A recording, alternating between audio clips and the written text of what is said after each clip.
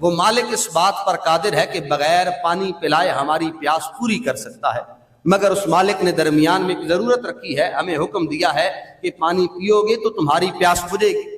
وہ مالک قدرت رکھتا ہے کہ وہ مالک بغیر کھلائے بھی ہماری بھوک کو مٹا سکتا ہے، قادر ہے وہ مالک، مگر اس نے ہمیں کہا ہے، درمیان میں قانون اور قاعدہ رکھا ہے کہ تم کوئی چیز کھاؤ گے تو تمہاری بھوک مٹے گی، نہیں کھاؤ گے تو بھوک نہیں مٹے گی۔ جس طرح انسانی جسم کی ضروریات ہیں، ان کو پورا کرنے کے لیے اس مالک نے قاعدہ اور قانون بنایا ہے، اسی طرح انسانی جسم کے ساتھ ساتھ روحانی جسم کی بھی ضروریات ہیں کہ ان کو بھی پورا کرنے کے ساتھ ساتھ بندہ ہدایت پائے جائے گا۔ بندہ ان ضروریات کو پورا کرے گا تو پھر ہی رب کی طرف بارگاہ میں لوٹے گا۔ ہم یہ ہدایت کا غلط مفہوم سمجھے ہیں کہ اگر وہ مالک چاہتا تو میں آتا اسے یاد کرنے، اگر وہ مالک چاہتا تو میں شرک سے بچ جاتا۔ اللہ کریم نے فرمایا، وَقَالَ الَّذِينَ أَشْرَكُوا لَوْ شَاءَ اللَّهُ مَا عَبَدْنَا مِن دُونِهِ مِن شَيْءٍ نَحْنُ وَلَا آبَاؤُنَا وَلَا حَرَّمْنَا مِن دُونِهِ مِن شَيْءٍ كَذَلِكَ فَعَلَ الَّذِينَ مِن قَبْلِهِمْ فَهَلْ عَلَى الرُّسُلِ إِلَّا الْبَلَاغُ الْمُبِينُ۔ فرمایا لوگوں ان لوگوں کی باتیں یاد کرو جو پہلے گزرے ہیں، اور کہتے کیا ہے، اگر رب چاہتا تو ہمیں شرک سے روک لیتا، وہ قادر جو ہے شرک سے روکنے پر۔ تو وہ لوگ کہتے ہیں اگر مالک چاہتا تو ہم کسی اور کی عبادت ہی نہ کرتے، نہ ہم کرتے، نہ ہمارے آبا و اجداد کرتے۔ ولا حرمنا من شیء، نہیں ہم کسی حلال چیز کو حرام قرار دیتے اور نہیں کسی حرام چیز کو حلال قرار دیتے اگر وہ مالک چاہتا۔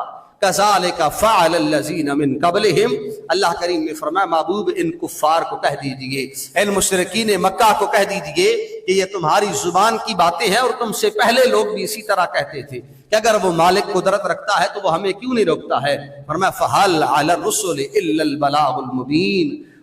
اے محبوب کریم صلی اللہ علیہ وآلہ وسلم، رسولوں کا طریقہ یہ ہے، رسولوں کے لیے فرض یہ ہے کہ وہ صحیح بات پہنچا دیں، وہ اچھی بات پہنچا دیں۔ مانتے ہیں تو مرضی ان کی ہے، نہیں مانتے ہیں تو مرضی ان کی ہے۔ اور ایک اور مقام پر فرمایا وَقَالُوا لَوْ شَاءَ الرَّحْمَنُ مَا عَبَدْنَاهُمْ، کہ وہ لوگ جو کافر ہیں، بتوں کی پوجا اور عبادت کرتے ہیں، تو وہ کہتے کیا ہیں کہ اگر رحمان چاہتا تو ہم بتوں کی پوجا ہی نہ کرتے۔ یعنی نعوذ باللہ غلط کام کو بھی اللہ کی منشا کی طرف منسوب کیا گیا ہے۔ اللہ کریم نے قرآن کریم میں بار بار اس بات کی یاد دہانی کرائی ہے کہ اے بندے، جو کوئی اچھائی ہے وہ اللہ کی طرف سے تمہیں آتی ہے، لیکن جو برا کام ہے وہ تیرے اپنے اعمال کی وجہ سے، وہ تیرے اپنے نفس کی وجہ سے ہے، وہ تیری اپنی جان کی وجہ سے ہے۔ رب کی طرف سے تیرا برا نہیں چاہا گیا ہے کبھی، اگر کہیں برا ہوتا ہے تو تیری اپنی جان کی کمزوری کی وجہ سے۔ بندہ برائی کی طرف جاتا ہے تو مالک کی منشا یہ نہیں ہے، وہ چاہتا یہ نہیں ہے کہ ہم گناہ کریں، اس نے تو ہمیں ہدایت کے لیے بلایا ہے، اس نے دونوں رستے واضح کیے ہیں کہ ہدایت یہ ہے اور گمراہی یہ ہے۔ اب مرضی ہماری ہے کہ ہم ہدایت پاتے ہیں یا گمراہی پاتے ہیں، مرضی ہماری ہے کہ ہم سیدھے رستے پر چلنے کے لیے تیار ہیں یا ہم نے الٹا رستہ اختیار کرنا ہے۔